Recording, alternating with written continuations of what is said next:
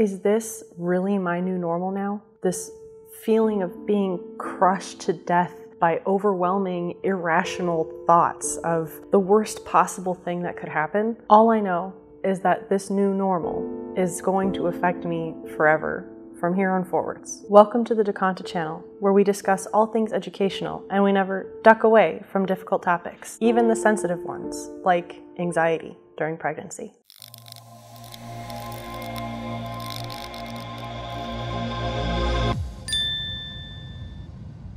It only took one time during an anxiety attack for my brain to picture me falling into a manhole in the sidewalk and getting stuck on my pregnant belly, essentially having my entire body weight dangle off of my pregnant belly in the manhole, crushing my baby to death, and me helplessly not being able to pull myself out of it as my baby dies inside of me. While this horror film scene is now permanently engraved in my mind, it's somewhat comforting to know that I'm not the only one going through this struggle. Roughly 20 to 40% of pregnant women also experience this heightened sense of anxiety. This anxiety wakes me up throughout the night now, multiple times, where I'm constantly waking up on my back and then stressing out about the fact that I should be practicing laying on my side, even though I'm not at the 20-week mark, I know, but I know I have to get better at laying on my side and staying on my side for the rest of the pregnancy thereafter. So it's just really stressful to wake up on my back. And I'm constantly fighting off these horrible thoughts that my baby has passed away inside of me and I don't know, and I'm just carrying a lifeless baby. I couldn't even prepare my week 13 and week 14 fetal models for this series because I couldn't bear to look at the images online of miscarried children to be able to model the models I make after. The images were just too much for me to handle. And of course, in addition to all of this anxiety, I only have 3 more words to say about week 11. So much saliva.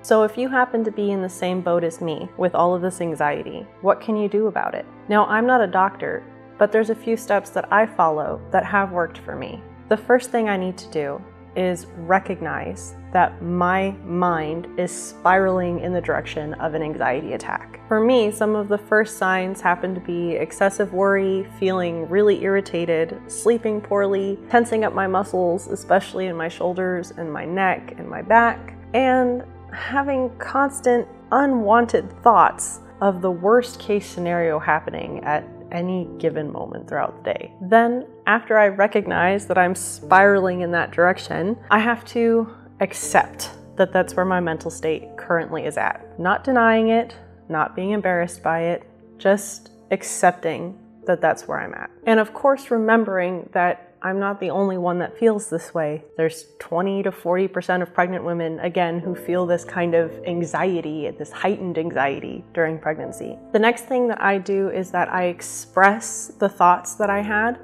no matter how crazy they may have seemed or illogical. I usually go to my husband or to my mom and I tell them what the thought was, no matter how off the beaten path it may have been. If you don't feel comfortable expressing the thoughts you had with a loved one or someone you can trust, I still highly recommend that you express yourself in a different way, whether that be writing or some kind of physical activity like hiking or walking briskly around the block, just so that you can kind of get the other happy chemicals flowing in your brain to hopefully flood out all of the negative panic chemicals that are taking over. And lastly, if you start to notice that your anxiety is starting to mess with your ability to do day-to-day functions, then it's time to seek help from your doctor immediately. And as someone who just recently had to do this, it's comforting to know that the doctors can steer you in the right direction and help you figure out what is the best case for you to do to help with your anxiety. Nobody wants to feel trapped in their own head, so seek help from someone that can help you. As Madame Pomfrey in Harry Potter said, thoughts can leave scars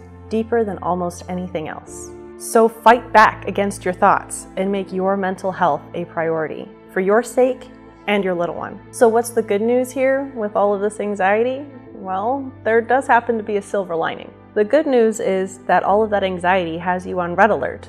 Red alert to protect your little one, your little Brussels sprout. At 11 weeks, your little one is roughly 1.6 inches or 4.2 centimeters long, so about the size of a Brussels sprout or a fig, as shown in the model here. All vital organs should be in place now, and some are even functioning already. Although those lungs aren't going to breathe air for a while, the mouth is starting to open and close to practice breathing amniotic fluid. And the thing that you might be most excited about, knowing whether or not your baby is a boy or a girl, is still in the process of forming, as you can see here, with the external genitalia still in the process of figuring out whether they're going to be a vagina or a penis. So while nurturing this amazing growth in your womb, be sure to also nurture your mental state. Take care of yourself.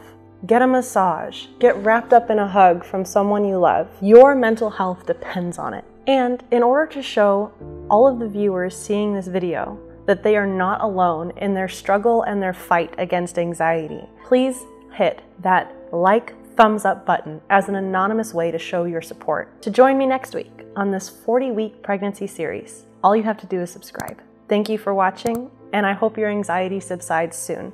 See you next week.